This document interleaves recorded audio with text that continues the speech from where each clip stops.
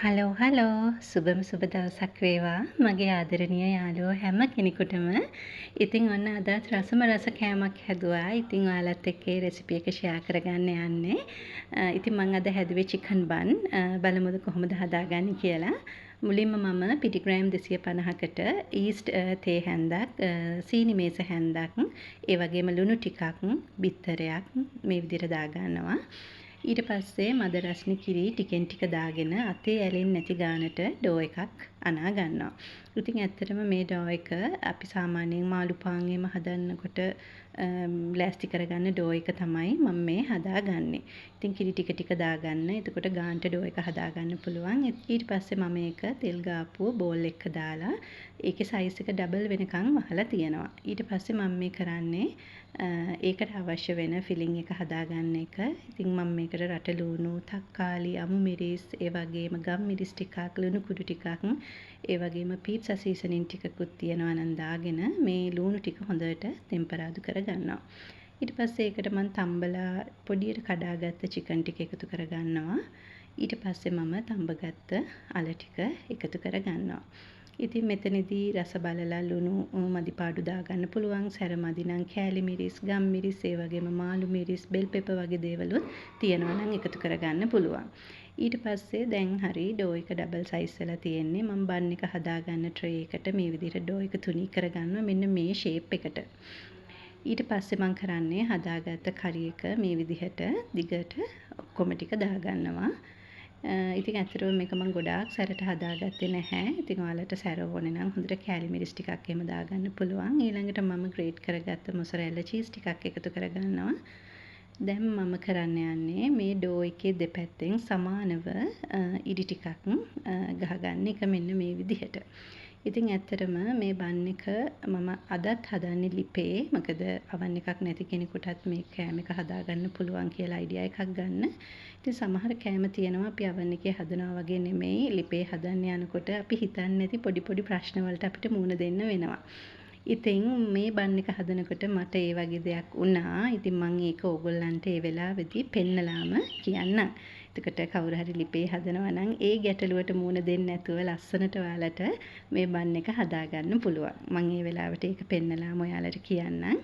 ඉතින් මේ විදියට මේ කෑලි කපාගත්ත ඒවා හොඳට සීල් වෙනකන් මේ විදියට වහගන්න ඕනේ.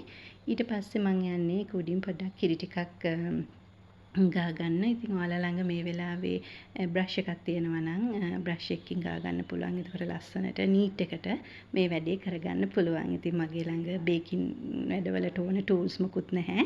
ඒ නිසා මම හැන්දකින් ගා ගන්නවා. ඊට පස්සේ මම මේ බන් එකට උඩින් තලයට කිහිපයක් මේ විදිහට ලස්සනට ඉහා ගන්නවා. එතකොට බන් එක බේක් වෙලාවම හරිම ලස්සනට කඩින් ගෙනාපු එකක් වගේ තියෙනවා.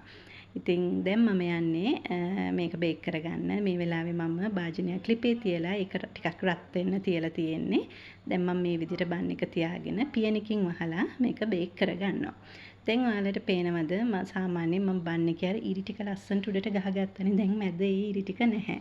ඒකට හේතුව මම මේක වැහුවේ ටිකක් විතර ෆ්ලැට් පියනකින්. එතකොට මේ ෆ්ලැට් පියනකින් වහනකොට මේ බන් එක ටිකක් පිපිලා එනවනේ රත් වෙනකොට. එතකොට අර අමු පිටි ටික අර මේ තැටිය ගෑවුණා. ඉතින් ඒක නිසා මේකේ ෂේප් එක ටිකක් අවුට් වුණා.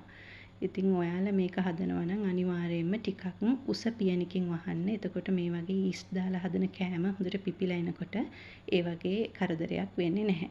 ඒ නිසා දැන් අර මුලින් ගහගත්ත ඉරි ටික ලස්සනට තියෙනවා. නමුත් උඩ ටික නැහැ. ඒකට හේතුව අර අමු පිටි ටික පියනේ ගෑවුණා. මේ තියෙන්නේ මේක තමයි උනේ. නමුත් ඉතින් කන්න බැරි මට්ටමක නෑ. හොඳ රසට තිබ්බා. හැබැයි ඉතින් මීට වැඩිය ලස්සනට මේ බන් එක හදාගන්න පුළුවන් උස පියනකින් වැහුවනම්. ඉතින් දැන් හරි බන් එක බේක් වෙලා ඉවරයි. මම රස්නි පිටින්ම බටර් ටිකකුත් ගාගත්තා. බටර් එක ගෑවම හරිම ලස්සනට තියෙනවා. දැන් මම මේක කෑලි වලට කපලා ඔයාලට පෙන්නන්නම්. ඇත්තටම මේ බන් එක හරිම රසයි. ඔයාලත් හදලා බලන්න. ඒ වගේම මේ සාමාන්‍යයෙන් මේ බන් එකක් ගොඩක් බඩ පිරෙනවා මේ වගේ එක කෑල්ලක් කෑවම හොඳට බඩ පිරෙනවා. ඉතින් මේ තියෙන්නේ හොඳට බේක් වෙලා oven එකේ වගේ හොඳට බේක් වෙලා තියෙනවා. හරිම රසයි. ඉතින් ඔයාලත් මේ බන් එක හදලා රස බලන්න කියලා මම කියනවා. ඒ වගේම ඉදිරියටත් මගේ වීඩියෝත් එක්ක රැඳිලා ඉන්න කියලා ආදරෙන් ආරාධනා කරනවා. ඒ වගේම ඔයාලගේ වටිනා කමෙන්ට් එක, ලයික් එක මේ වීඩියෝ එකට පහලින් දාන්න කියලා ගොඩාක් ආදරෙන් ඉල්ලනවා. එහෙනම් ඉතින් අදට මගේ වීඩියෝ එක මම මෙතනින් ඉවර කරනවා. තවත් අලුත් වීඩියෝ එකක් අරගෙන එනකන් ඔයාලා හැම දිනාටම සුබ දවසක් ප්‍රාර්ථනා කරනවා. ගිහින් එන්නම්. තෙරුවන් සරණයි.